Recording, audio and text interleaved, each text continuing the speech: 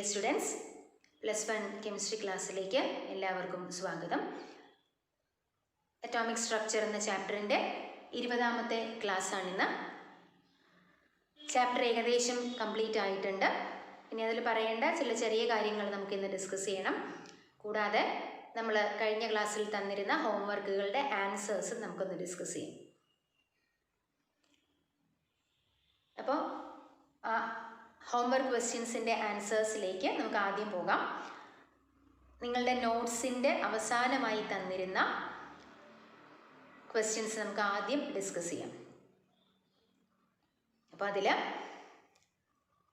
Electronic configuration എഴുതാൻ ചില എലമെൻസിനെ തന്നിരുന്നു.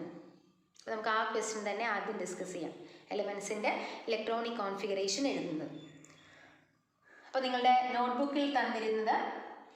നോട്ട്സിൽ തന്നിരുന്നത് ഒന്നാമത്തേത് സൾഫർ എന്ന് പറയുന്ന എലിമെൻ്റ് ആയിരുന്നു. സൾഫറിൻ്റെ അറ്റോമിക് നമ്പർ 16 ആണ്. ഇപ്പോൾ കോൺഫിഗറേഷൻ നിങ്ങൾ എഴുതിയതൊന്ന് നോക്കുക. 1s2, 2s2, 2p6, 3s2, 3p4. നമുക്കിതിനെ നോബിൾ ഗ്യാസിൻ്റെ തൊട്ടടുത്ത നോബിൾ ഗ്യാസിൻ്റെ കോൺഫിഗറേഷനോട് കമ്പയർ ചെയ്ത് എഴുതാം. അപ്പം തൊട്ടടുത്ത നോബിൾ ഗ്യാസ് എന്ന് പറയുമ്പോൾ നോബിൾ ഗ്യാസസിൻ്റെ വാലൻസ് ഷെല്ലിൽ ഔട്ടർ മോസ്റ്റ് ഷെല്ലിലെ P sub shell completely filled ആണ്. എസും പിയും കംപ്ലീറ്റ്ലി ഫിൽഡ് ആയിരിക്കും. അപ്പം നിങ്ങൾ നോക്കേണ്ടത് നോബിൾ ഗ്യാസ് ഏതാണെന്ന് അറിയാനായിട്ട് നിങ്ങൾ നോക്കേണ്ടത് നമ്മുടെ ഇലക്ട്രോണിക് കോൺഫിഗറേഷൻ എഴുതി കഴിയുമ്പോൾ അതിൽ ഏറ്റവും അവസാനം എവിടെയാണോ P6 വരിക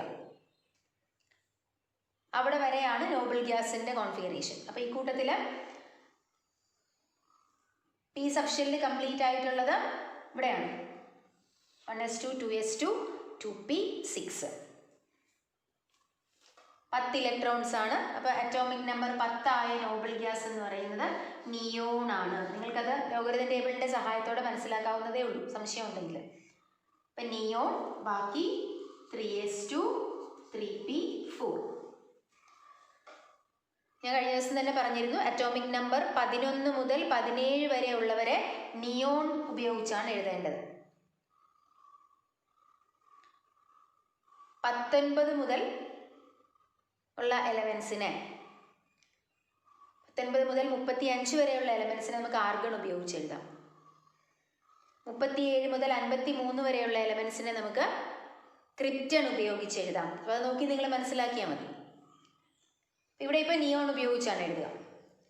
ഇപ്പോൾ ആദ്യത്തേത് കണ്ടല്ലോ. ഇനി രണ്ടാമത്തേത് നമുക്ക് തന്നിരിക്കുന്ന എലമെൻറ്റ് ക്ലോറിൻ ആയിരുന്നു. അറ്റോമിക് നമ്പർ 17 ആണ്. Configuration 1s2, 2s2, 2p6, 3s2, 3p5. ഇതും നോബിൾ ഗ്യാസ് ഉപയോഗിച്ച് എഴുതിയാൽ neon, 3s2, 3p5.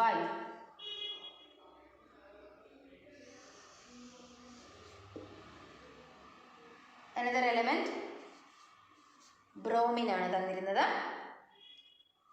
Atomic number 35. ഇപ്പോൾ configuration 1s2, 2s2, 2p6, 3s2, 3p6, 4s2. 4s കഴിഞ്ഞാൽ പിന്നെ ഇലക്ട്രോൺസ് പോകേണ്ടത് എങ്ങോട്ടാണ്? 3dയിലേക്കാണ്. ഇപ്പോൾ ഇവിടെ 2, 4, 10, 12, 18, 20 ഇലക്ട്രോൺസിനെ ഫില്ല് ചെയ്ത് കഴിഞ്ഞു. അപ്പോൾ 3dയിൽ മാക്സിമം ഇരിക്കാൻ പറ്റുക 10 പേർക്കാണ്. അപ്പോൾ 3d 10. അപ്പോൾ 20 10 30ആയി. ബാക്കി എത്ര പേരും കൂടിയുണ്ട്? 5 ഇലക്ട്രോൺസും കൂടിയുണ്ട്. അവർ പോകുന്നത് എങ്ങോട്ടായിരിക്കും? 3d കഴിഞ്ഞാൽ 4pയിലേക്കാണ്. അപ്പോൾ 4p5. ഇതാണ് കോൺഫിഗറേഷൻ. അപ്പോൾ ഇവിടെ നമുക്ക് നോബിൾ ഗ്യാസ് ഉപയോഗിച്ച് എഴുതാനാണെങ്കിൽ ഏറ്റവും അവസാനം പി സബ് ഷെല്ല് കംപ്ലീറ്റ് ആയിരിക്കുന്നത് ഇവിടെയാണ്. 3s2 3p6. അപ്പം ഇവിടെ വരെ 18 ഇലക്ട്രോൺസ് ആണ് ഫില്ല് ചെയ്തിരിക്കുക. അപ്പോൾ ആർഗൺ ആണ്. Argon 4s2 3d10 4p5. Okay, അങ്ങനെ നമുക്ക് ഓരോ എലമെൻറ്റിൻ്റെയും എഴുതാം. ഞാൻ ചില എക്സാമ്പിൾസ് കാണിച്ചു തന്നേ ഉള്ളൂ. നാലാമത്തേത് നിങ്ങൾക്ക് തന്നിരുന്നത് സിങ്ക് ആണ്. Atomic number 30, configuration 1s2 2s2 2p6 3s2 3p6 4s2. 4s കഴിഞ്ഞാൽ പിന്നെ പോവുക 3dയിലേക്കാണ്. 3d10. ഇവിടെ നിങ്ങൾ എഴുതുകയാണെങ്കിൽ ആർഗൺ 4s2 3d10.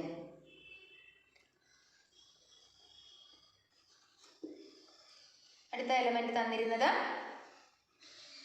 കാഡ്മിയം ആണ്. Atomic number 48, configuration 1s2 2s2 2p6 3s2 3p6 4s2 3d10 4p6. അപ്പോൾ 18 20 30 36 ഇലക്ട്രോൺസിനെ ഫില്ല് ചെയ്ത് കഴിഞ്ഞു. ഇനി 4p കഴിഞ്ഞാൽ എങ്ങോട്ടാണ് പോകേണ്ടത്? 5s2. 5s കഴിഞ്ഞാൽ പിന്നെ ഇലക്ട്രോൺസ് പോകേണ്ടത് എങ്ങോട്ടാ? 4dയിലേക്ക്. 5s2 4d10 48 ആയില്ലേ?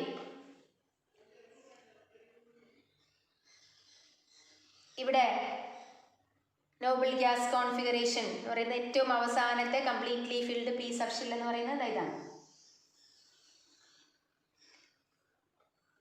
ഇവിടെ വരെ 2 4 10 12 18 20 30 36 ഇലക്ട്രോൺസിന് ഫില്ല് ചെയ്ത് കഴിഞ്ഞു.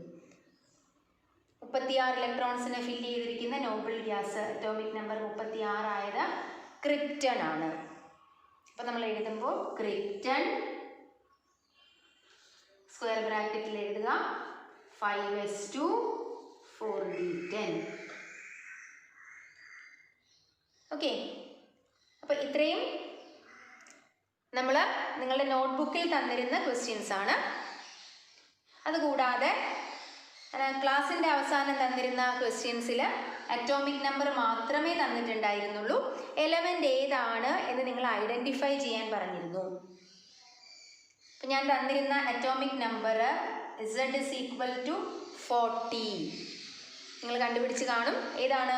അറ്റോമിക് നമ്പർ 40 ആയ എലമെൻ്റ് ആണ് സിർക്കോണിയം.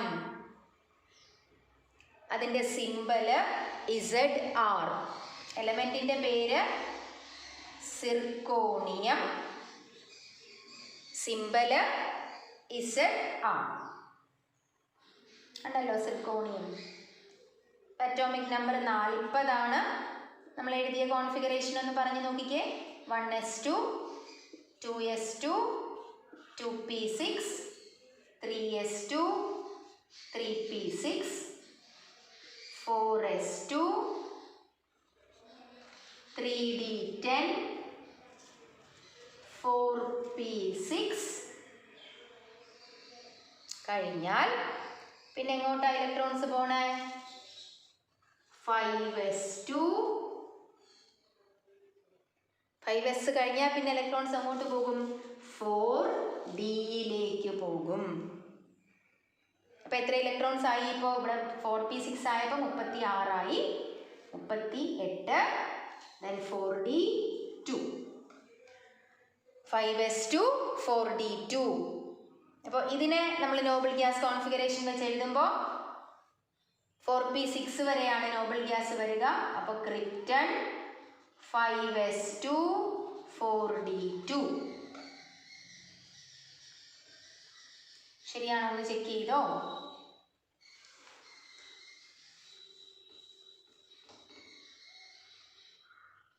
രണ്ടാമത്തെ എലമെന്റ് അറ്റോമിക് നമ്പർ തന്നിരുന്നത് Z is equal to 37. Atomic number 37 ആയ എലമെന്റ് ഏതാണ്? നിങ്ങൾ കണ്ടുപിടിച്ച് കാണുമല്ലോ. റുബീഡിയം. Symbol RB. അപ്പോൾ configuration RB 37, 1s2, 2s2, 2p6, 3s2, 3p6, 4s2, 3d10, 4p6, 5s1. ഇവിടെയും നോബിൾ ഗ്യാസ് വെച്ച് എഴുതാനാണെങ്കിൽ ക്രിപ്റ്റൺ 5s1 എന്നാണ് എഴുതേണ്ടത്.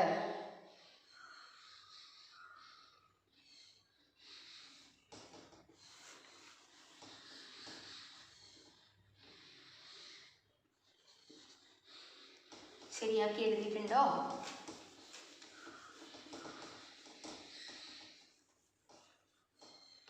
അടുത്ത എലമെന്റ് തന്നിരുന്നത്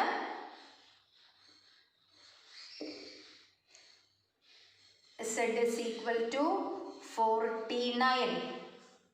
അറ്റോമിക് നമ്പർ 49 ആയ എലമെന്റ് ഇൻഡിയം ആണ്. Symbol IN. IN49.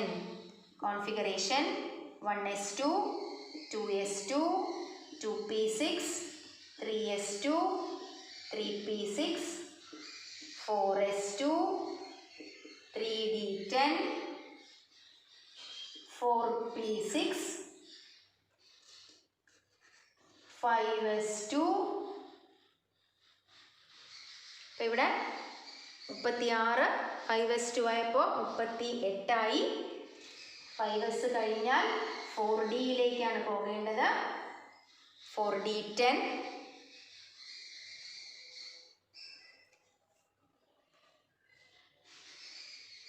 അത് കഴിഞ്ഞാൽ ഇലക്ട്രോൺസ് പോകേണ്ടത് 5pയിലേക്ക്. 5s2, 4d10, 5p1. ഓക്കെ.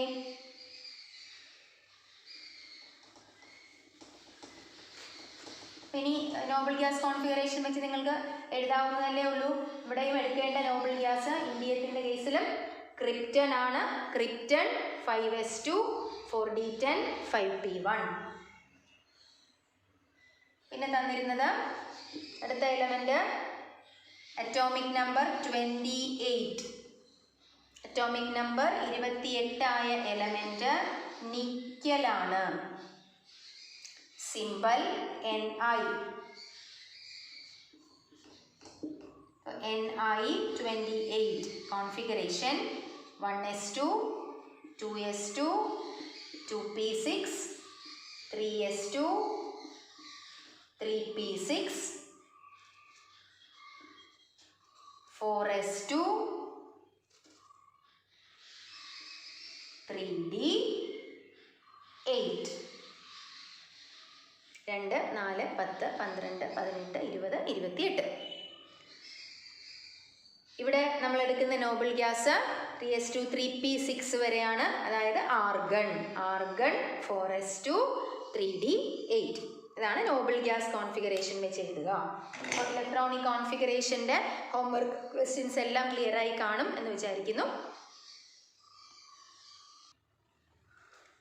ഇനി നമുക്ക് അടുത്ത ഹോംവർക്ക് ക്വസ്റ്റ്യൻ തന്നിരുന്നതിലേക്ക് പോകാം. അതിന് ക്വസ്റ്റ്യൻ നിങ്ങളുടെ കയ്യിലുണ്ട്. അത് ഞാൻ ബോർഡിലേക്ക് എഴുതുന്നില്ല. ക്വസ്റ്റ്യൻ ഒന്ന് വായിക്കാം. The electronic configuration of nitrogen written by 3 students are given below. 3 കുട്ടികൾ നൈട്രജന്റെ ഇലക്ട്രോണിക് കോൺഫിഗറേഷൻ എഴുതിയത് താഴെ തന്നിട്ടുണ്ട്. അത് തന്നിരിക്കുന്നത് ആദ്യത്തേത് അറ്റോമിക് നമ്പർ 7 ആണ്. 1s2 2s1 2p4 എന്നാണ് ആദ്യത്തെ കുട്ടി എഴുതിയിരുന്നത്. രണ്ടാമത്തെ കുട്ടി കോൺഫിഗറേഷൻ എഴുതുന്നതിന് പകരം അതിൻ്റെ ബോക്സ് വരച്ചു. ആ കുട്ടി വരച്ച ബോക്സാണ് ഞാൻ ഈ വരയ്ക്കുന്നത്.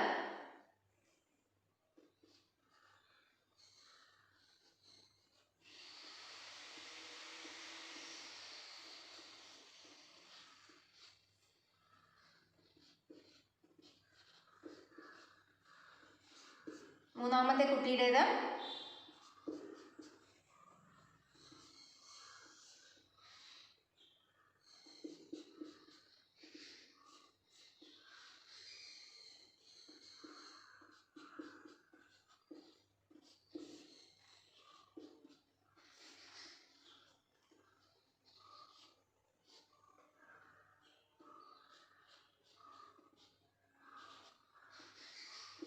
ഇങ്ങനെ. Are they correct? ഇത് കറക്റ്റ് ആണോ? ഇഫ് നോട്ട്, അല്ലെങ്കിൽ കറക്റ്റ് അല്ലെങ്കിൽ which rule is violated in each case? ഓരോന്നിലും ഏത് റൂളാണ് തെറ്റിച്ചിരിക്കുക? നമ്മൾ 3 റൂൾസ് അനുസരിച്ചാണ് ഇലക്ട്രോണിക് കോൺഫിഗറേഷൻ എഴുതുക എന്ന് പറഞ്ഞു. അതിലേതൊക്കെ റൂൾസാണ് തെറ്റിച്ചിരിക്കുക? Also write the correct electronic configuration. ശരിയായ ഇലക്ട്രോണിക് കോൺഫിഗറേഷൻ നിങ്ങൾക്ക് അറിയാമെങ്കിൽ അത് എഴുതുകയും കൂടെ വേണം.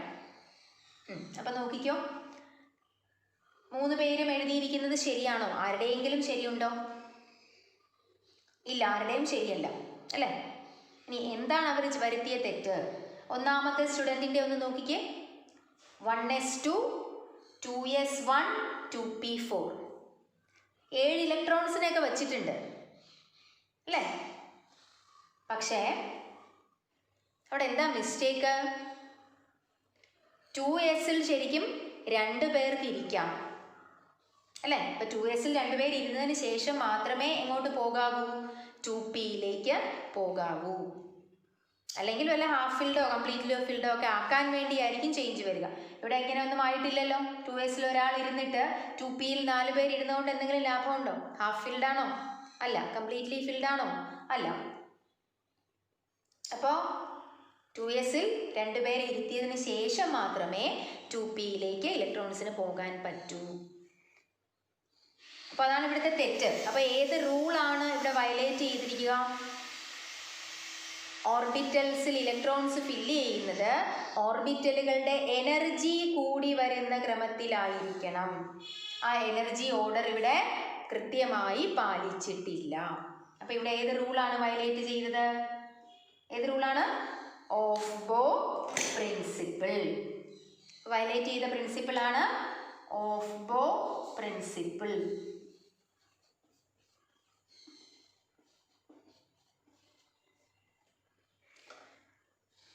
രണ്ടാമത്തേതിലോ എനർജി ഓർഡർ ഒക്കെ പാലിച്ചിട്ടുണ്ടല്ലേ? പിന്നെ അവിടെ എന്താ മിസ്റ്റേക്ക്? ആ രണ്ടാമത്തെ സബ്ഷെല്ലിൽ 2sനകത്ത് 2 ഇലക്ട്രോൺസ് ഒക്കെ ഇരിക്കുന്നുണ്ട്. പക്ഷെ അവർ 2 പേരും ഒരേ സ്പിന്നോട് കൂടിയാണ് ഇരിക്കുക. എന്ന് പറഞ്ഞാൽ സ്പിൻ ക്വാണ്ടം നമ്പർ വാല്യൂ 2 പേരുടേതും സെയിം ആണ്. അങ്ങനെ ഇരിക്കാൻ പറ്റുമോ? ഇല്ല. അപ്പോൾ അവിടെ ഏത് റൂളാണ് വയലേറ്റ് ചെയ്തിരിക്കുക? അല്ലെങ്കിൽ ഏത് പ്രിൻസിപ്പിളാണ് വയലേറ്റ് ചെയ്തിരിക്കുക? ഒരു ഓർബിറ്റലിൽ 2 ഇലക്ട്രോൺസിനെ ഇരിക്കാൻ പറ്റൂ. 2 പേരും ഓപ്പോസിറ്റ് സ്പിന്നോട് കൂടിയവരായിരിക്കണം. ഏതാണത്?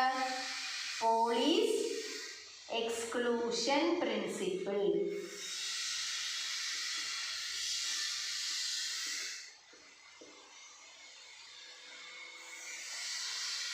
മൂന്നാമത്തേതിലോ ശരിയാണോ? മൂന്നാമത്തെ കോൺഫിഗറേഷൻ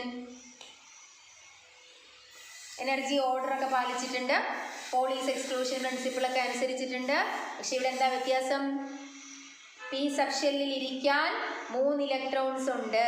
അവരെ 3 പേരെയും എങ്ങനെയാണ് ഇരുത്തേണ്ടത്? ഓരോ ഓർബിറ്റലിൽ ഓരോരുത്തർ വീതം ഇരുത്തണം. ഹാഫ് ഫിൽഡ് ആയതിനു ശേഷം മാത്രമേ പെയറിങ് നടത്താവൂ. അങ്ങനെയാണോ ഇവിടെ ചെയ്തിരിക്കണേ? അല്ല. അപ്പോൾ ഏത് റൂളാണ് അവിടെ വയലേറ്റ് ചെയ്തത്, തെറ്റിച്ചത്? Hund's rule.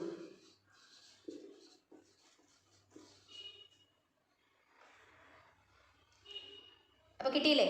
ഇനി കോൺഫിഗറേഷൻ കറക്റ്റ് ചെയ്ത് എഴുതിയോ നിങ്ങൾ? എങ്ങനെയാണ് എഴുതണേ? 1s2 2s2 2p3 ബോക്സ് വരച്ചാൽ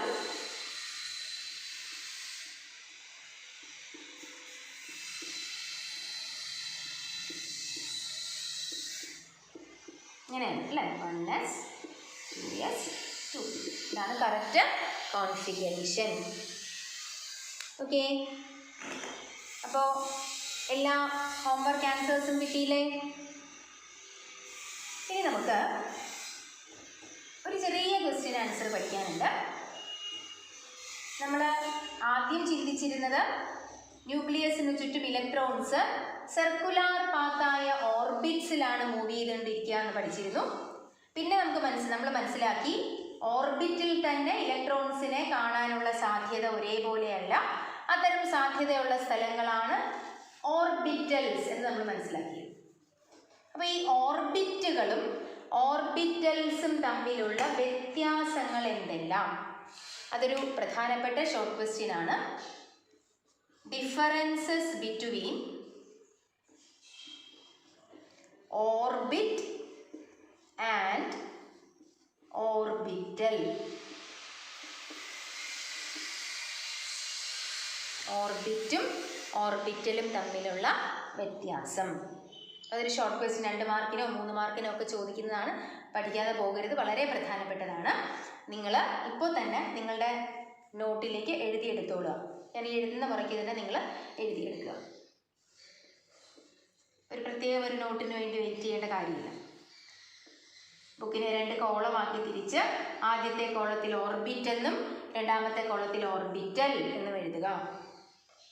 നിങ്ങൾക്ക് അറിയാവുന്ന ഡിഫറൻസ് ഒക്കെ തന്നെയുള്ളൂ. നമ്മൾ ചിന്തിച്ച് നോക്കിയാൽ നമ്മൾ പഠിച്ചതിൽ നിന്ന് നമുക്ക് പറയാവുന്ന ഡിഫറൻസസ് തന്നെയാണ് നമ്മളിവിടെ പറയുന്നത്. ഒന്നാമത്തെ വ്യത്യാസം അവരുടെ ഡെഫിനിഷൻ തന്നെയാണ്. ഓർബിറ്റ് എന്ന് പറഞ്ഞാൽ circular path around the nucleus in which electrons are moving. അത് ഞാനിവിടെ ഡെഫിനിഷൻ എന്നേ എഴുതുന്നുള്ളൂ. നിങ്ങളത് നോട്ട്ബുക്കിൽ ഇപ്പോൾ ഞാൻ പറഞ്ഞതുപോലെ അത് കേട്ടെഴുതുക. Circular path around the nucleus in which electrons are moving. ന്യൂക്ലിയസിന് ചുറ്റും ഇലക്ട്രോൺസ് കറങ്ങിക്കൊണ്ടിരിക്കുന്ന വൃത്താകൃതിയിലുള്ള പാതകളാണ് ഓർബിറ്റുകൾ.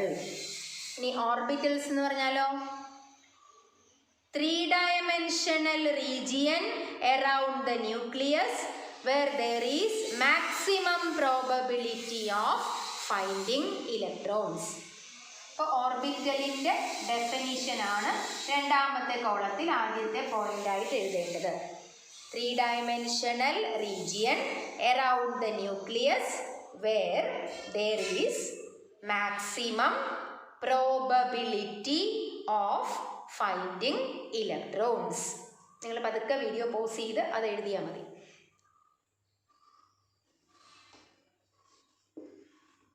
രണ്ടാമത്തെ വ്യത്യാസം നമ്മൾ ആ ഡെഫിനിഷനിൽ തന്നെ പറയുന്ന കാര്യങ്ങളാണ്. ഓർബിറ്റൽസ് സർക്കുലാർ ആണ്.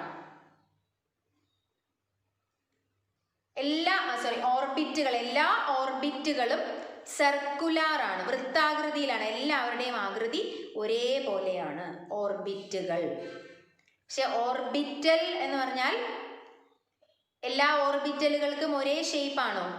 അല്ല. എസ് സ്ഫിറിക്കലി സിമെട്രിക്കലാണ്, പി ഡംബലാണ്, ഡി ഡബിൾ ഡംബലാണ്. അപ്പോൾ വ്യത്യസ്ത ഓർബിറ്റലുകൾക്ക് വ്യത്യസ്ത ഷേപ്പാണ്. ഓർബിറ്റുകൾക്കെല്ലാം ഒരേ ആകൃതിയാണ്, ഓർബിറ്റലുകൾക്ക് വ്യത്യസ്ത ആകൃതിയാണ്. ഇനി അവിടെ തന്നെ നമുക്ക് വേറൊരു കാര്യം കൂടെ പറയാം. സർക്കുലാർ ആണ് ഓർബിറ്റുകൾ എന്ന് പറഞ്ഞു, വൃത്താകൃതി. സർക്കിൾ എന്ന് പറഞ്ഞത് 2-dimensional. പക്ഷെ ഓർബിറ്റലുകൾ നമ്മൾ പറയുന്നത് 3-dimensional region ആണ്. അപ്പോൾ ഓർബിറ്റ് 2-dimensional ആണ്, ഓർബിറ്റൽ 3-dimensional ആണ്. അപ്പോൾ അവിടെ 2 ഡിഫറൻസുകൾ ചേർത്ത് പറയുകയാണ്. സർക്കുലാർ ആണ് എന്ന് പറഞ്ഞാൽ 2-dimensional, ഓർബിറ്റുകൾ 2-dimensional. 2D എളുപ്പത്തിൽ എഴുതാൻ 2D എന്ന് മനസ്സിലാക്കിയാലും മതി. പരീക്ഷയ്ക്ക് എഴുതുമ്പോൾ 2 ഡയമെൻഷൻ എഴുതണം എന്ന് എഴുതി. Orbitals 3 dimensional.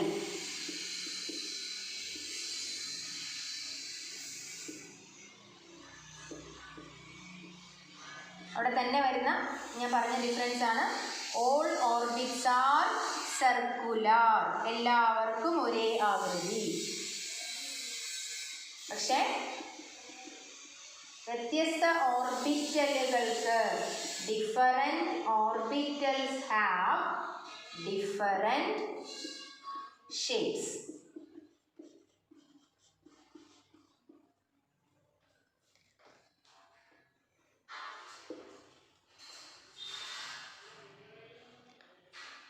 മറ്റൊരു വ്യത്യാസം, ഓർബിറ്റ്സ് സർക്കുലാർ ആണെന്ന് നമ്മൾ പറയുന്നു, ഫിക്സഡ് പാത്തുകളാണെന്ന് നമ്മൾ മനസ്സിലാക്കിയിട്ടുണ്ട്. അപ്പോൾ ഒരു ഓർബിറ്റ് എടുത്താൽ അതിനകത്ത് എല്ലാ സ്ഥലത്തും ഇലക്ട്രോണിനെ കാണാനുള്ള സാധ്യത ഒരേപോലെയാണെന്നാണ് നമ്മൾ പറയുന്നത്. അല്ലാതെ പ്രത്യേക ഇന്ന സ്ഥലത്ത് ഒരു ഓർബിറ്റിൽ തന്നെ ഇന്ന സ്ഥലത്തെ എന്നൊന്നും പറയുന്നില്ല. ഒരു ഓർബിറ്റിൽ ഇങ്ങനെ ഇലക്ട്രോൺസ് കറങ്ങിക്കൊണ്ടിരിക്കുകയാണ്. അപ്പോൾ എല്ലാ സ്ഥലത്തും ഇലക്ട്രോണുകളെ കാണാനുള്ള സാധ്യത ഒരേപോലെ, പ്രത്യേക ഡയറക്ഷനിലേക്ക് ഓറിയൻറ്റ് ചെയ്യുന്നില്ല. അപ്പം നമ്മൾ പറയും ഓർബിറ്റ്സ് ആർ നോൺ ഡയറക്ഷണൽ.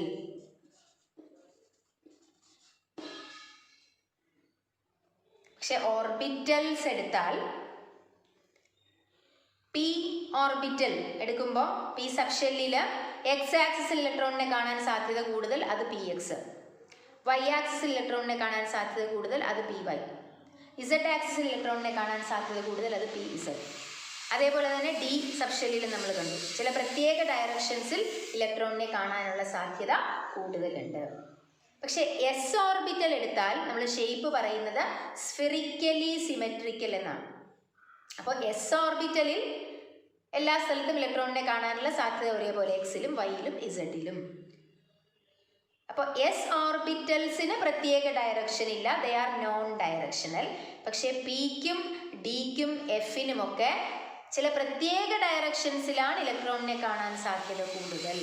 അപ്പോൾ അവ ഡയറക്ഷണലാണ്.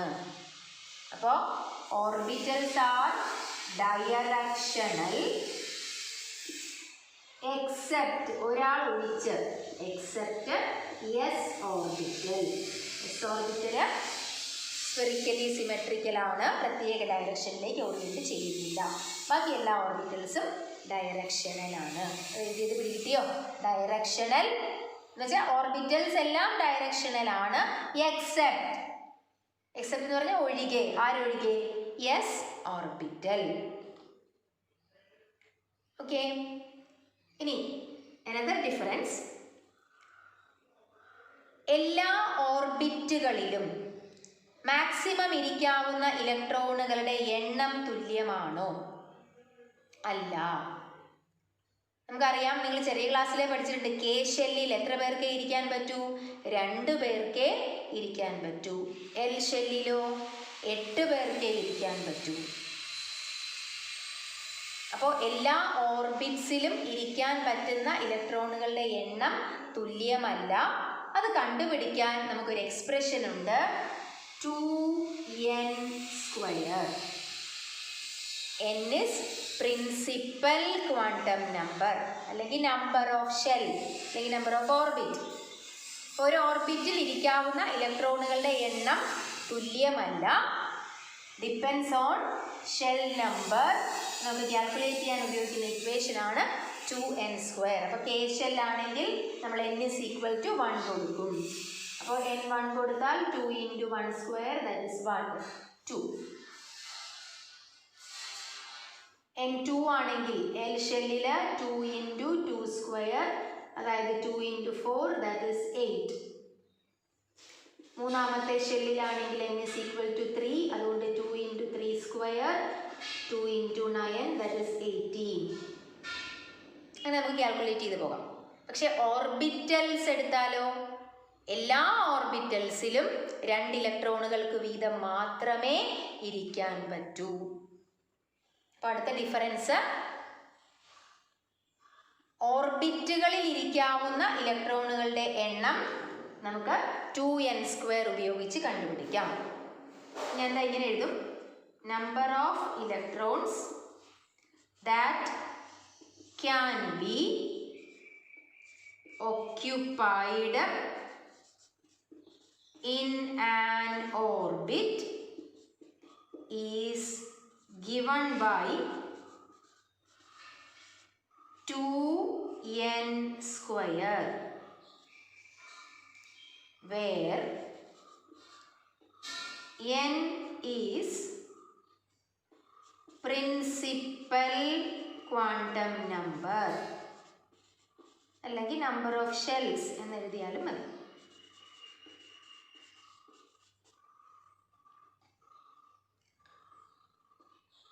ഈ ഓർബിറ്റലിൻ്റെ കേസിലോ number of electrons that can be occupied in any orbital is only എത്രയാണ് 2. പിടികിട്ടിയല്ലോ. So these are the differences between orbit and orbital. വളരെ പ്രധാനപ്പെട്ടതാണ്. 2 മാർക്കിനോ 3 മാർക്കിനോ ഒക്കെ ചോദിക്കാം. 2 മാർക്കിനാണെങ്കിൽ മിനിമം 2 പോയിന്റ് എങ്കിലും പഠിച്ചു വയ്ക്കുക. ഓക്കെ, ഇത് ഇമ്പോർട്ടൻ്റ് എന്ന് മാർക്ക് ചെയ്ത് വെച്ചോളുക. Differences between orbit and orbital. അപ്പോൾ നമ്മുടെ ചാപ്റ്റർ കംപ്ലീറ്റ്. ഇനി ഈ ചാപ്റ്ററിനെ നമ്മൾ മൊത്തത്തിലൊന്ന് ഓടിച്ച് പറയുകയാണ്.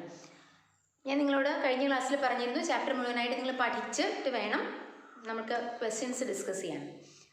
നമ്മളൊരു ചാപ്റ്റർ പഠിച്ചു കഴിയുമ്പോൾ പഠിക്കുന്ന സമയത്ത് നിങ്ങൾ ഒരു ലെക്ചർ നോട്ട് പോലെ പ്രിപ്പയർ ചെയ്യാനായിട്ട് ഓർക്കണം.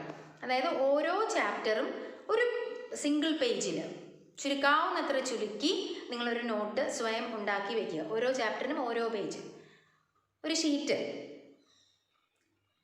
ഇത്രയും ചുരുക്കണം. അപ്പം നമുക്ക് അവസാനം പരീക്ഷയ്ക്ക് പോകുന്നതിന് തൊട്ട് മുൻപ് ആ പേപ്പറുകളൊന്ന് മറിച്ച് നോക്കിയാൽ മതി.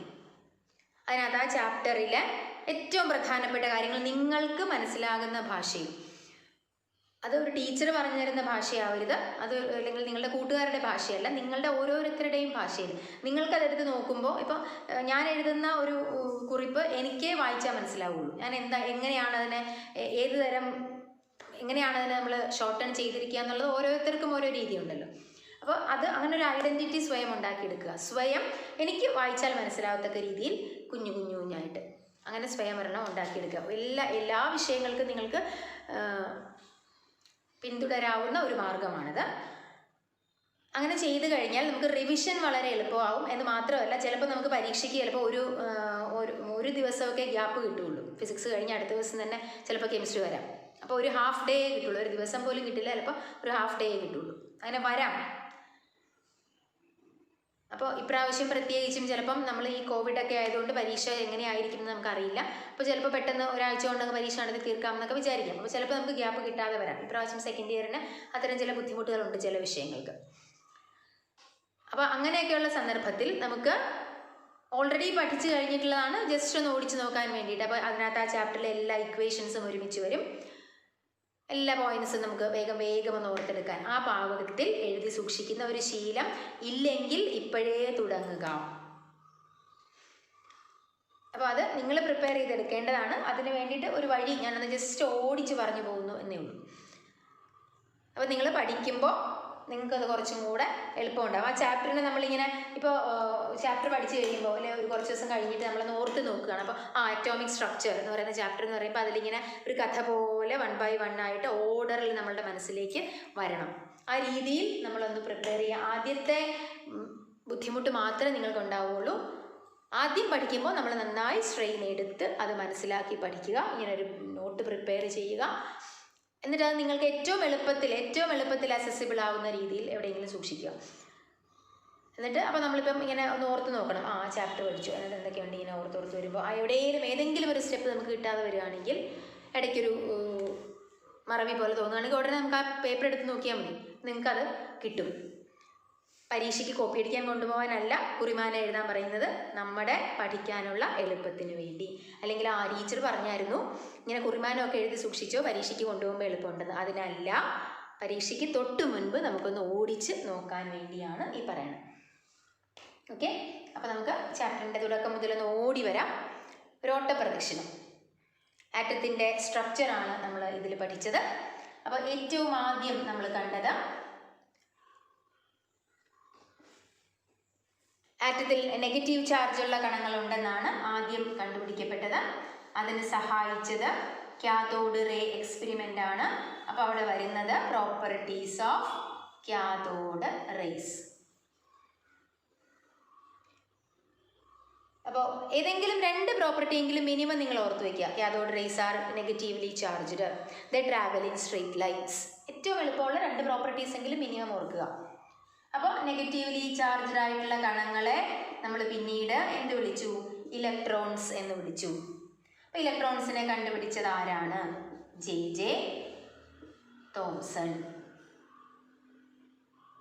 അപ്പോൾ അവിടെ നിങ്ങൾ mass of electron, charge of electron അതൊക്കെ എഴുതി വയ്ക്കണം.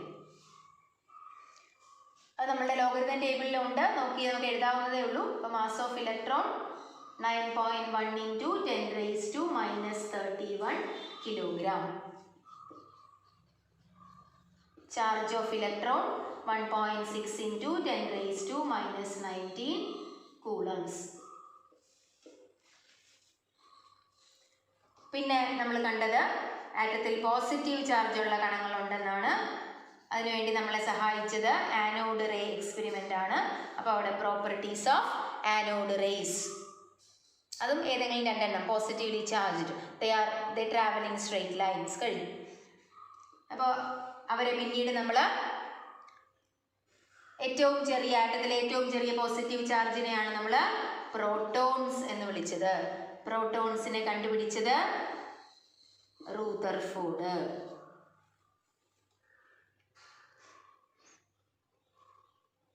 അപ്പോൾ മാസ് ഓഫ് പ്രോട്ടോൺ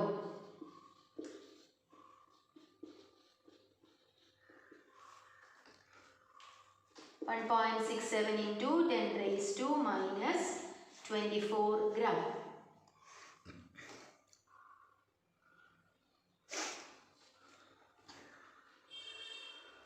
ഇനി അത് കഴിഞ്ഞു. പിന്നെ വന്നത് ന്യൂട്രോൺസ്. ന്യൂട്രോൺസിനെ കണ്ടുപിടിച്ചത് ജെയിംസ് ചാഡ്വിക്. ഇപ്പം ന്യൂട്രോൺസ് എഴുതുമ്പോൾ അതിന് ചാർജ് ഇല്ല, ചാർജ് ലെസ് എന്ന് എഴുതാം. അപ്പോൾ ഇത്രയും ആൾക്കാരെ കണ്ടപ്പോൾ പിന്നെ ആറ്റം മോഡൽ വന്നു, തോംസൺസ് മോഡൽ. ന്യൂട്രോൺ കണ്ടുപിടിച്ചത് തോംസൺസ് മോഡലിനൊക്കെ ശേഷമാണ്, റുദർഫോർഡ് മോഡലിനും ശേഷമാണ്. പക്ഷെ നമ്മൾ അത് ഇവിടെ അങ്ങ് എഴുതിയെന്നേ ഉള്ളൂ, എളുപ്പത്തിന് വേണ്ടി, ഓർക്കാനുള്ള എളുപ്പത്തിന് വേണ്ടി. അപ്പോൾ തോംസൺസ് മോഡൽ ആറ്റം പോസിറ്റീവ് ചാർജ് ഉള്ള ഒരു സ്ഫിയർ ആണെന്നും അതിൽ ഇലക്ട്രോൺസ് ഓടി നടക്കുകയാണെന്നും കണ്ടു. അതിന് ആറ്റസിൻ്റെ പ്രോപ്പർട്ടീസ് ഒന്നും എക്സ്പ്ലെയിൻ ചെയ്യാൻ പറ്റിയില്ല, അപ്പോൾ അതിനെ റിജക്റ്റ് ചെയ്തു. പിന്നീട് വന്നത് റുദർഫോർഡ് മോഡലാണ്. ഇപ്പോൾ റുദർഫോർഡ് മോഡലിലേക്ക് വരാൻ സഹായിച്ച ഒരു എക്സ്പെരിമെൻ്റ് ഉണ്ട്, ആൽഫ റേ സ്കാറ്ററിംഗ് എക്സ്പെരിമെൻ്റ്. അതിനെ വേറൊരു പേരും കൂടെ വിളിച്ചു, ഗോൾഡ് ഫോയിൽ എക്സ്പെരിമെൻ്റ്. അപ്പോൾ ആ എക്സ്പെരിമെൻ്റ് എങ്ങനെയാണ് നടത്തിയത്? അപ്പോൾ കണ്ട ഒബ്സർവേഷൻസ് എന്തൊക്കെയാണ്? 3 ഒബ്സർവേഷൻസ് നമ്മൾ കണ്ടിരുന്നു. ആ ഒബ്സർവേഷൻസിൽ നിന്നാണ് മോഡൽ വന്നത്. ആ മോഡലിൻ്റെ മെറിറ്റ്സ്, അതിൻ്റെ ഡിമെറിറ്റ്സ്. ആൽഫ റേ സ്കാറ്ററിംഗ് എക്സ്പെരിമെൻറ്റിൽ ഒരു റേഡിയോ ആക്റ്റീവ് സോഴ്സിൽ നിന്നുള്ള ആൽഫ റേസിനെ ഗോൾഡ് ഫോയിലിൽ കൂടി കടന്നു പോകാൻ അനുവദിച്ചു. അപ്പോൾ അദ്ദേഹം കണ്ടത് most of the alpha rays passed through the foil without any deflection. മിക്കവാറും പേര് സുഖമായി കടന്നുപോയി. വളരെ കുറച്ച് പേര് ചെറുതായിട്ടൊന്ന് ഡീവിയേറ്റ് ചെയ്തു പോയി. അതിനേക്കാൾ തീരെ കുറവെണ്ണം തിരിച്ചു പോന്നു, ഗോൾഡ് ഫോയിൽ തട്ടി തിരിച്ചു പോന്നു. ഇതാണ് 3 ഒബ്സർവേഷൻസ്. അപ്പോൾ ആ ഒബ്സർവേഷൻസിൽ നിന്ന് അദ്ദേഹം മോഡലിലേക്ക് വന്നു. ആറ്റത്തിന് പോസിറ്റീവ് ചാർജുള്ള ഒരു സെൻറ്റർ ഉണ്ട്. ആ സെൻറ്ററിനെ ന്യൂക്ലിയസ് എന്ന് വിളിച്ചു. ആറ്റത്തിൻ്റെ മാസിൽ ഭൂരിഭാഗവും ചാർജും പോസിറ്റീവ് ചാർജും കോൺസെൻട്രേറ്റ് ചെയ്തിരിക്കുന്നത് ന്യൂക്ലിയസിലാണ്. ആറ്റത്തിലെ ഭൂരിഭാഗം സ്ഥലവും ഒഴിഞ്ഞതാണ്. ഇലക്ട്രോണുകൾ ന്യൂക്ലിയസിന് ചുറ്റും കറങ്ങിക്കൊണ്ടിരിക്കുന്നു. അപ്പോൾ റുദർഫോർഡ് മോഡലിന് ആറ്റത്തിൻ്റെ സ്റ്റെബിലിറ്റി എക്സ്പ്ലെയിൻ ചെയ്യാനോ ഹൈഡ്രജൻ സ്പെക്ട്രം എക്സ്പ്ലെയിൻ ചെയ്യാനോ പറ്റിയില്ല. റുദർഫോർഡ് മോഡലിൻ്റെ മെറിറ്റ് എന്താണെന്ന് ചോദിച്ചാൽ ന്യൂക്ലിയസ് ഉണ്ട് എന്ന് കണ്ടെത്തി. നമ്മളത് കൃത്യമായിട്ട് എടുത്ത് പറയുന്നില്ല, എന്നാലും നമുക്ക് അങ്ങനെ ഇത് പറയുന്നില്ല. മെറിറ്റ് ഓഫ് റുദർഫോർഡ് മോഡൽ എന്ന് നമ്മൾ പറയുന്നില്ല. അപ്പോൾ ഓർക്കേണ്ട കാര്യം ന്യൂക്ലിയസ് എന്ന് പറയുന്ന ഒരു കൺസെപ്റ്റ് കൊണ്ടുവന്നത് റുദർഫോർഡാണ്. അപ്പോൾ റുദർഫോർഡ് മോഡലിൽ ഡീമെറിറ്റ്സ് ഉണ്ടായിരുന്നു. സ്റ്റെബിലിറ്റിയോ ഹൈഡ്രജൻ സ്പെക്ട്രമോ ഒന്നും എക്സ്പ്ലെയിൻ ചെയ്തില്ല. അപ്പോൾ പുതിയ മോഡലിലേക്ക് വരേണ്ടി വന്നു. പുതിയ മോഡല് ബോർ മോഡലാണ്. ബോർ മോഡലിലേക്ക് വരാൻ സഹായിച്ച കണ്ടുപിടുത്തങ്ങൾ, developments leading to Bohr model ഏതൊക്കെയായിരുന്നു? ഡ്യുവൽ നേച്ചർ ഓഫ് ലൈറ്റ് അല്ലെങ്കിൽ ഇലക്ട്രോമാഗ്നറ്റിക് റേഡിയേഷൻ, ഹൈഡ്രജൻ സ്പെക്ട്രം.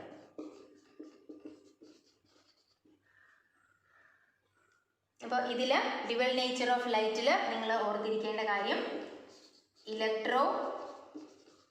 ഏറ്റവും വേണ്ടുന്ന കാര്യങ്ങളെ ഞാൻ പറയുള്ളൂ. Electro magnetic spectrum. Electro magnetic spectrum എന്താണ്? വ്യത്യസ്ത ഇലക്ട്രോ മാഗ്നറ്റിക് റേഡിയേഷനുകളെ വേവ് ലെങ്ത് കൂടി വരുന്ന ക്രമത്തിൽ അറേഞ്ച് ചെയ്തിട്ടുള്ള സീരീസാണ് ഇലക്ട്രോ മാഗ്നറ്റിക് സ്പെക്ട്രം. അപ്പോൾ എല്ലാവരും ലൈറ്റ് ഒരു ഇലക്ട്രോ മാഗ്നറ്റിക് വേവ് ആണ് എന്ന് കണ്ടു. അപ്പോൾ അതിൻ്റെ wavelength lambda, frequency nu, velocity c, ഇവയെ കണക്ട് ചെയ്തുകൊണ്ട് ഒരു ഇക്വേഷൻ നമ്മൾ പഠിച്ചിരുന്നു. Nu is equal to c by lambda. Equations എല്ലാം കൂടി നിങ്ങൾ ഒരുമിച്ച് എഴുതിയാൽ മതി. ഞാനിപ്പോൾ ഇങ്ങനെ ഒന്ന് പറഞ്ഞു തന്നുള്ളൂ. നമ്മളിവിടെ ആദ്യം പഠിക്കുന്ന ഇക്വേഷൻ ഇതാണ്, nu is equal to c by lambda. Electromagnetic spectrum പറയുമ്പോൾ നമ്മളതാണ് ആദ്യം പറയുക. അത് കഴിഞ്ഞിട്ട് അവിടെ പിന്നീട് വരുന്നത് ഫോട്ടോ ഇലക്ട്രിക് ഇഫക്റ്റ്, അതിൻ്റെ ഡെഫിനിഷൻ.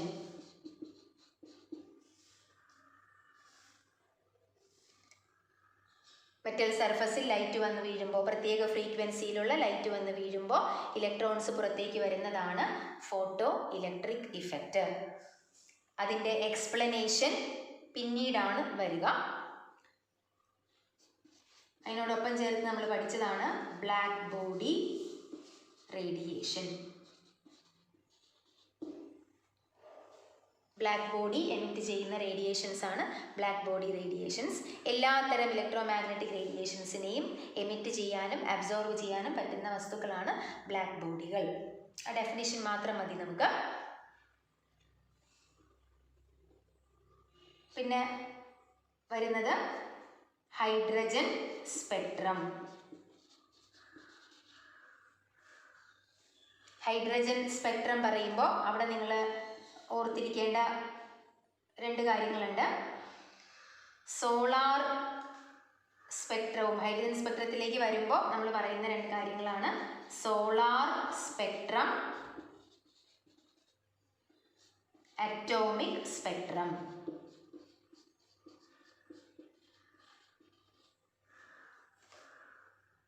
സൺലൈറ്റിലെ റേഡിയേഷനുകളെ, വിസിബിൾ ലൈറ്റിലെ റേഡിയേഷനുകളെയാണ് നമ്മൾ സോളാർ സ്പെക്ട്രം എന്ന് വിളിക്കുക. അറ്റോമിക് സ്പെക്ട്രം ആറ്റങ്ങൾ അല്ലെങ്കിൽ മോളിക്യൂളുകൾ തരുന്ന സ്പെക്ട്രമാണ് അറ്റോമിക് സ്പെക്ട്രം. ഇത് തമ്മിലുള്ള വ്യത്യാസം പ്രധാനപ്പെട്ടതാണ്. Solar spectrum continuous, atomic spectrum discontinuous. അതൊക്കെ ഇങ്ങനെ കുറിച്ച് വയ്ക്കണം. ഇനി അറ്റോമിക് സ്പെക്ട്രം തന്നെ രണ്ട് തരത്തിലുണ്ട്. എമിഷൻ സ്പെക്ട്രവും അബ്സോർപ്ഷൻ സ്പെക്ട്രവും. അതിൽ എമിഷൻ സ്പെക്ട്രങ്ങളാണ് നമ്മൾ പഠിക്കുക. ഇനി അവിടെ സാധാരണ ചോദിക്കാറുള്ള ഒരു ചോദ്യമുണ്ട്. Atomic spectra are called fingerprint of atoms. എന്തുകൊണ്ട്? ഓരോ ആറ്റത്തിനും ഓരോ ഐഡന്റിക്കൽ സ്പെക്ട്രം ഉണ്ട്, അതുകൊണ്ടാണ്. അവിടെയാണ് നമ്മൾ ഹൈഡ്രജൻ സ്പെക്ട്രം പറയുക. അപ്പോൾ ഹൈഡ്രജൻ സ്പെക്ട്രത്തിൻ്റെ എക്സ്പ്ലനേഷൻ നമ്മൾ പിന്നീടാണ് പറയുക എന്നുള്ളതുകൊണ്ട് നമുക്ക് അവിടെ അത് പറയാം. അപ്പോൾ ഇത്രയും കഴിഞ്ഞാൽ പിന്നെ വരുന്നത് ഫോട്ടോ ഇലക്ട്രിക് ഇഫക്റ്റ് ഒന്നും എക്സ്പ്ലെയിൻ ചെയ്യാൻ പറ്റാതിരുന്നു. അപ്പോൾ പിന്നീട് ഈ ഫോട്ടോ ഇലക്ട്രിക് ഇഫക്റ്റിൻ്റെ ഒക്കെ എക്സ്പ്ലനേഷൻ നടത്തിയ തിയറിയാണ്. ഈ തിയറിയുടെ സഹായത്തോടെയാണ് നടത്തിയത്. അപ്പോൾ അടുത്ത പോയിന്റ് വരുന്നത് planks quantum theory. Planks quantum theory എന്ന് പറയുമ്പോൾ തന്നെ ഈ ഇക്വേഷൻ ഇവിടെ എഴുതിയേക്കണം. E = hν. ബാക്കി എല്ലാം മറന്നുപോയാലും ഈ ഒരു ഇക്വേഷൻ എഴുതിയാൽ പോലും നമുക്കിവിടെ കുറച്ച് മാർക്ക് കിട്ടും. അപ്പോൾ പഠിക്കാൻ ഇച്ചിരി ബുദ്ധിമുട്ടുള്ളവർക്ക് വേണ്ടിയാണ് ഈ സൂത്രപ്പണി പറയുക. പ്ലാങ്ക്സ് ക്വാണ്ടം തിയറി എന്ന് പറയുമ്പോൾ ഇത് മനസ്സിൽ വരണം. E = hν. അപ്പോൾ ആ ചാപ്റ്ററിലെ രണ്ടാമത്തെ ഇക്വേഷൻ ഇവിടെ വന്നു. E = hν അല്ലെങ്കിൽ hc/λ.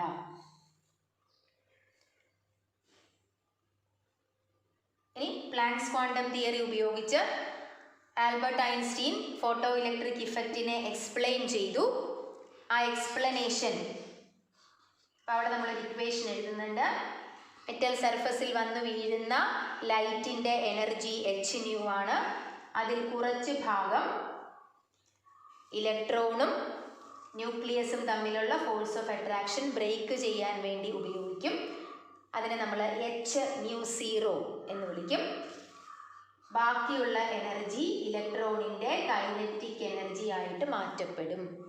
hν = hν0 + ½ mv². ഇനി hν0യ്ക്ക് പകരം നമ്മൾ W0 എന്നും എഴുതാറുണ്ട്. W0 എന്ന് പറയുന്നത് വർക്ക് ഫങ്ഷനാണ്. അപ്പോൾ അവിടെ വരാവുന്ന ചോദ്യമാണ് threshold frequency μ0 and work function W0. μ0 എന്ന് പറഞ്ഞാൽ minimum frequency required for photo electric emission. Work function എന്ന് പറയുമ്പോൾ minimum energy required for photo electric emission hν0. ഇനി ഇതിനെ നമ്മൾ വേറൊരു രീതിയിലും കൂടെ പഠിച്ചിട്ടുണ്ട്. h × ν - μ0 = ½ mv². നമുക്ക് പ്രോബ്ലം ചെയ്യാൻ ആവശ്യമായി വരുന്ന ഇക്വേഷൻസ് ആണത്.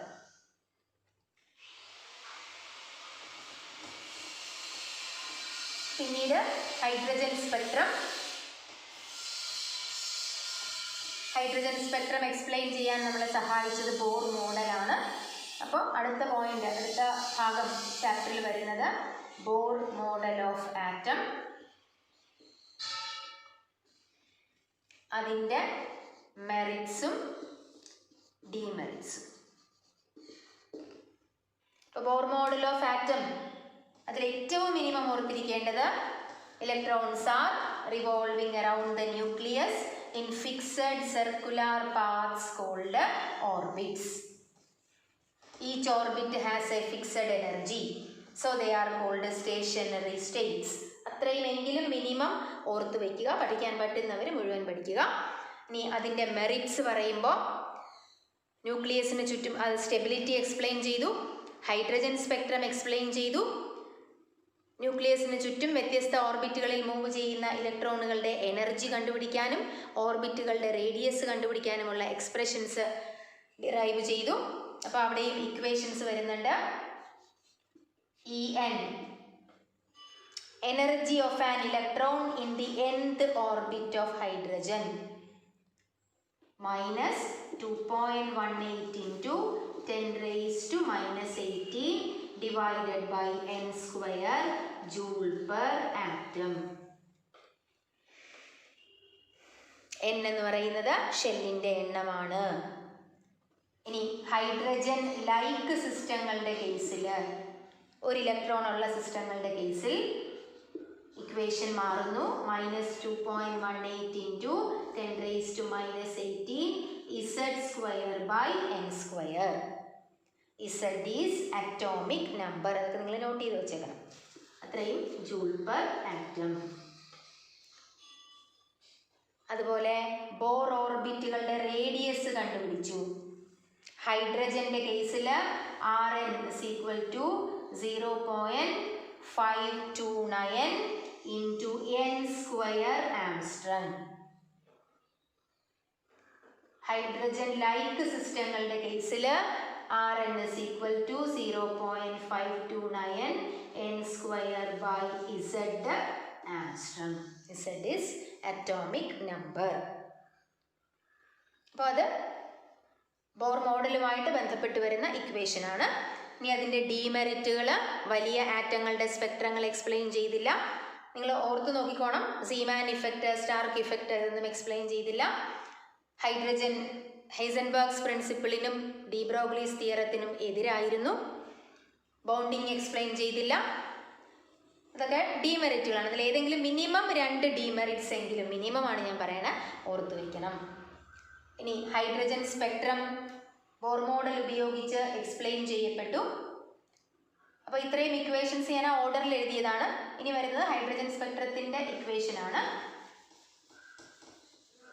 ബോർ മോഡൽ ഉപയോഗിച്ചിട്ട് ഹൈഡ്രജൻ സ്പെക്ട്രം എക്സ്പ്ലെയിൻ ചെയ്തപ്പോൾ അവിടെ ഹൈഡ്രജൻ സ്പെക്ട്രത്തിലെ ലൈനുകളുടെ വേവ് നമ്പർ ന്യൂ ബാർ കണ്ടുപിടിക്കാൻ ഒരു ഇക്വേഷൻ എഴുതിയിരുന്നു. New bar is equal to RH into 1/n1² minus 1/n2². അതിൽ n2 greater than n1. RH ഒരു കോൺസ്റ്റൻ്റ് ആണ്. റിഡ്ബർഗ് കോൺസ്റ്റൻ്റ് 109677 സെൻറ്റിമീറ്റർ ഇൻവേഴ്സ്. ഇപ്പോൾ ഹൈഡ്രജൻ സ്പെക്ട്രം എക്സ്പ്ലെയിൻ ചെയ്തപ്പോൾ, ഹൈഡ്രജൻ സ്പെക്ട്രം എന്ന് പറയുമ്പോൾ തന്നെ കുറച്ച് കാര്യങ്ങൾ മനസ്സിൽ വരണം. ഹൈഡ്രജൻ ഗ്യാസിനെ ഹീറ്റ് ചെയ്യുകയോ ഇലക്ട്രിക് ആർക്ക് കൊടുക്കുകയോ ചെയ്താൽ ഹൈഡ്രജൻ സ്പെക്ട്രം ചില വ്യത്യസ്ത സീരീസിലുള്ള ഇലക്ട്രോമാഗ്നറ്റിക് റേഡിയേഷനുകളെ എമിറ്റ് ചെയ്യുന്നു. ആ സീരീസുകൾ Lyman series, Balmer series, Paschen series, Brackett series, Pfund series. ഹംഫ്രിയും കൂടെ നമ്മൾ പറഞ്ഞായിരുന്നു. ഇതിൽ Lyman UV region, Balmer visible region, ബാക്കി 3 IR റീജിയൻ. ഹൈഡ്രജൻ സ്പെക്ട്രം എന്ന് കേൾക്കുമ്പോൾ തന്നെ ഈ പേരുകളെങ്കിലും മനസ്സിൽ വരണം. അപ്പോൾ അവിടെ വെച്ച് നമ്മൾ ബോർ മോഡലും അതുമായിട്ട് ബന്ധപ്പെട്ട കാര്യങ്ങളും കണ്ടു. ഇനി ബോർ മോഡലിന് ഡീമെറിറ്റ്സ് ഉണ്ടായിരുന്നു. അതുകൊണ്ട് പുതിയ മോഡലിലേക്ക് മാറി. പുതിയ മോഡല് ക്വാണ്ടം മെക്കാനിക്കൽ മോഡലാണ്. അപ്പോൾ ക്വാണ്ടം മെക്കാനിക്കൽ മോഡലിലേക്ക് വരാൻ നമ്മളെ സഹായിച്ചത് developments leading to quantum mechanical model. ഏതൊക്കെയായിരുന്നു? ഡ്യുവൽ നേച്ചർ ഓഫ് മാറ്റർ,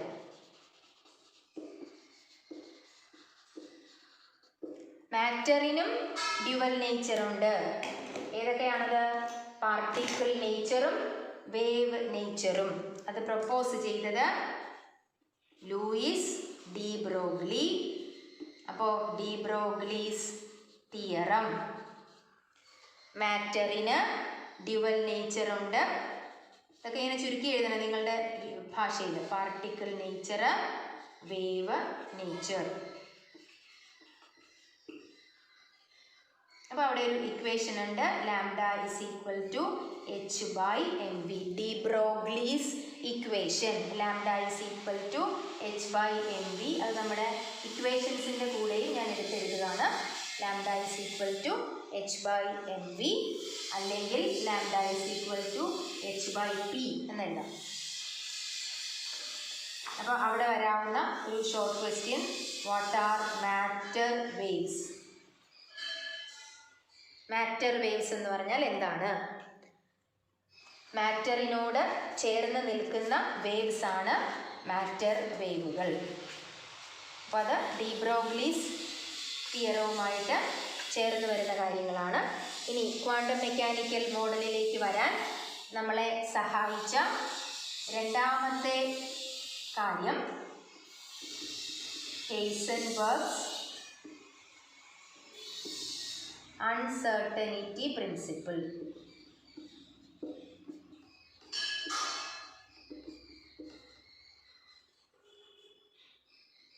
അവിടെയും ഒരു മാത്തമാറ്റിക്കൽ എക്സ്പ്രഷൻ ഉണ്ട്. Delta x into delta p greater than or equal to h by 4π. ഇതിനെ നമ്മൾ വേറൊരു രീതിയിൽ കൂടെ എഴുതും.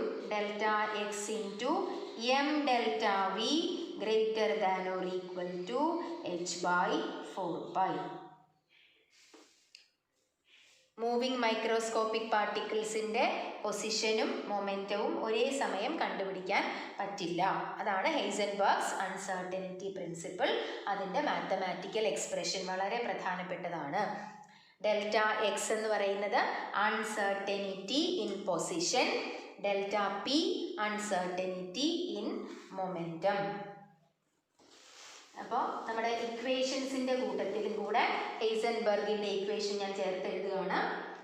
അപ്പോൾ അത് നമുക്ക് പ്രോബ്ലം ചെയ്യാൻ വേണ്ടുന്ന എല്ലാ ഇക്വേഷൻസുമാണ് നമ്മൾ ഒരുമിച്ച് എഴുതുക. അപ്പോൾ ഞാൻ അവിടെ എഴുതും delta x into delta p equal to h by 4π, അല്ലെങ്കിൽ delta x into m delta v equal to h by 4π. അതാണ് ഹെയ്സൻബർഗ്സ് അൺസർട്ടനിറ്റി പ്രിൻസിപ്പിൾ. ഇനി അപ്പോൾ ഇതൊക്കെ കണ്ടുപിടിച്ച് കഴിഞ്ഞപ്പോഴാണ് നമ്മൾ ക്വാണ്ടം മെക്കാനിക്കൽ മോഡലിലേക്ക് വന്നത്. അവിടെ നമുക്ക് പഠിക്കേണ്ടുന്ന ഒരു ഇക്വേഷൻ ഉണ്ട്, Schrodinger equation. H cap psi equal to E psi. അതിനെ കൂടെ ഞാനിവിടെ ഇക്വേഷനിലേക്ക് എഴുതുന്നു. H cap psi equal to E psi. H cap എന്ന് പറഞ്ഞാൽ ഹാമിൽട്ടോണിയൻ ഓപ്പറേറ്റർ, അതൊക്കെ നിങ്ങൾ എഴുതിക്കൊള്ളണം. സൈ എന്ന് പറഞ്ഞാൽ വേവ് ഫംഗ്ഷൻ ആണ്. E total energy of the system ആണ്. Wave function psi represents orbital. അപ്പോൾ അതിൽ നിന്നാണ് നമ്മൾ ഓർബിറ്റൽ എന്ന് പറയുന്ന കൺസെപ്റ്റിലേക്ക് വരുന്നത്.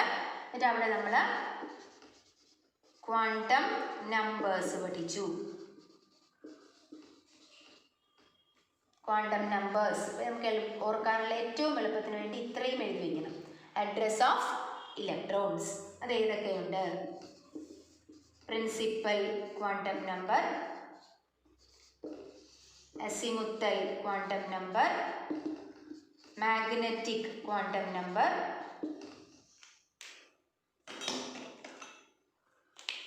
Spin quantum number.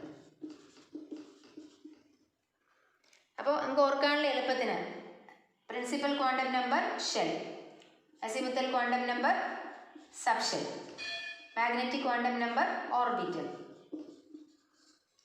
Spin quantum number spin motion. ഇത്രയും എഴുതിയാലും മതി. അപ്പോൾ നിങ്ങൾ ആ പഠിച്ച കാര്യങ്ങൾ ഇത് ഓരോന്ന് വായിക്കുമ്പോൾ മനസ്സിലേക്ക് വരണം, കൂടുതൽ കാര്യങ്ങൾ മനസ്സിലേക്ക് വരണം. അപ്പോൾ ക്വാണ്ടം നമ്പേഴ്സ് കണ്ടു. ആ ക്വാണ്ടം നമ്പേഴ്സിന് ശേഷം പിന്നെ നമ്മൾ വരുന്നത് ഓർബിറ്റലിൻ്റെ ഷേപ്പിലേക്ക്, ഷേപ്സ് ഓഫ് ഓർബിറ്റൽസ്. അത് നിങ്ങളിങ്ങനെ എഴുതി വയ്ക്കണം. S spherically symmetrical, P dumbbell, D double dumbbell. അപ്പോൾ അത് പറയുമ്പോൾ തന്നെ നമ്മുടെ മനസ്സിൽ പിയിൽ 3p orbitals, px py pz, 5d orbitals. അവയുടെ പേര് dxy, dxz, dyz, dx2 y2, dz2. അങ്ങനെ നിങ്ങൾ അപ്പോൾ തന്നെ എഴുതണം. അത് എഴുതുന്ന കൂട്ടത്തിൽ തന്നെ അത് നിങ്ങൾ എഴുതി പോകണം. അപ്പോൾ അവയുടെ ഷേപ്പ് വരയ്ക്കാൻ, അപ്പോൾ നിങ്ങൾ ആ നോട്ട് പ്രിപ്പയർ ചെയ്യുമ്പോൾ സൈഡിൽ ഇങ്ങനെ ആ പടം ഒന്ന് വരച്ചിടണം. സ്ഫെറിക്കലി സിമെട്രിക്കൽ ആണെങ്കിൽ എങ്ങനെയാണ്, ഡംബൽ ആണെങ്കിൽ എങ്ങനെയാണ്, അതൊന്ന് ചെറുതായിട്ടൊന്ന് ഹിൻഡ് ചെയ്ത് വയ്ക്കണം അവയുടെ പടങ്ങൾ. അപ്പോൾ ഷേപ്സ് ഓഫ് ഓർബിറ്റൽസ് ഒക്കെ പഠിച്ചു കഴിഞ്ഞാൽ പിന്നീട് നമ്മൾ ഇലക്ട്രോണിക് കോൺഫിഗറേഷൻ എഴുതുന്നത് പഠിച്ചു. അതുമായിട്ട് ബന്ധപ്പെട്ട റൂളുകൾ, ഓഫ് ബോ principle, Pauli's exclusion principle, Hund's rule. അതൊക്കെ നിങ്ങൾക്ക് മനസ്സിലാകുന്ന പോലെ ഒന്ന് ഗുരുവിനെ എഴുതി വയ്ക്കണം. പിന്നെ configurations of chromium and copper. അപ്പോൾ അത് ഞാൻ ഇവിടെ ചുരുക്കി എഴുതിയിട്ടാണ്. ക്രോമിയം നിങ്ങളുടെ മനസ്സിലത് വരണം. Argon 4s1 3d5, atomic number 24. Copper argon 4s1 3d10, atomic number 29. അതൊക്കെ നമ്മൾ അത് കാണുമ്പോൾ തന്നെ നമ്മുടെ മനസ്സിലേക്ക് അത് വരണം. എത്രയുമാണ് നമ്മൾ ആ ചാപ്റ്ററിൽ പറയേണ്ട അല്ലെങ്കിൽ ഓർത്തിരിക്കേണ്ട ഏറ്റവും പ്രധാനപ്പെട്ട പോയിന്റ്സ് മാത്രമേ നമ്മളിവിടെ പറഞ്ഞിട്ടുള്ളൂ. അതുമായിട്ട് ബന്ധപ്പെട്ട എല്ലാ ഇക്വേഷൻസും നമ്മളിവിടെ പറഞ്ഞു പോയി. അപ്പോൾ ആ ഇക്വേഷൻസ് എല്ലാം കൂടെ ഒരുമിച്ച് നമ്മളുടെ കയ്യിൽ വേണം. ഇതുപോലെ നട്ട്ഷെല്ലിൽ ഒന്ന് പ്രിപ്പയർ ചെയ്ത് വെക്കുകയും കൂടെ വേണം. അപ്പോൾ ഏകദേശം എല്ലാ കാര്യങ്ങളും കൂടെ ഞാനൊന്ന് ഓടിപ്പോയിട്ടുണ്ടെന്ന് എനിക്ക് തോന്നുന്നു. ഇനി നിങ്ങൾ പഠിക്കാത്തവർ, ഇനിയും ചാപ്റ്റർ മുഴുവനായിട്ടും പഠിക്കാത്തവരും ക്ലാസ് കാണാത്തവരുമൊക്കെ ഈ ആഴ്ച തന്നെ അതൊന്ന് കംപ്ലീറ്റ് ആയിട്ട് കണ്ട് പഠിച്ച് വയ്ക്കണം.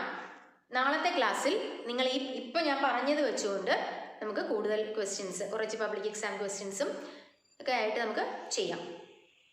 ഓക്കെ, അപ്പോൾ ക്ലാസ്സുകൾ എത്രയും വേഗം ചാപ്റ്ററിൻ്റെ മുഴുവൻ ക്ലാസ്സുകളും കണ്ട്, കാണാത്തവരുണ്ട് അതുകൊണ്ടാണ് വീണ്ടും പറയണത്, കണ്ട് നോട്ട്സ് കംപ്ലീറ്റ് ചെയ്ത് റെഡി ആവുക. അടുത്ത ആഴ്ചത്തേക്ക് നമുക്കൊരു പരീക്ഷയ്ക്കും കൂടെ പ്രിപ്പയർ ചെയ്യേണ്ടതാണ്. നമ്മൾ CE മാർക്കിന് വേണ്ടിയിട്ട്, നിങ്ങളുടെ കണ്ടിന്യൂസ് ഇവാലുവേഷൻ മാർക്കിന് വേണ്ടി എടുക്കുന്ന ഒരു പരീക്ഷയാണ്. അതുകൊണ്ട് നന്നായിട്ട് ഇപ്പം തന്നെ പഠിച്ച് റെഡി ആവണം. ഓക്കെ, അപ്പോൾ ഇന്നത്തെ ക്ലാസ് നമുക്ക് വൈൻഡപ്പ് ചെയ്യാം. വീണ്ടും നമുക്ക് അടുത്ത ക്ലാസ്സിൽ കാണാം. Thank you.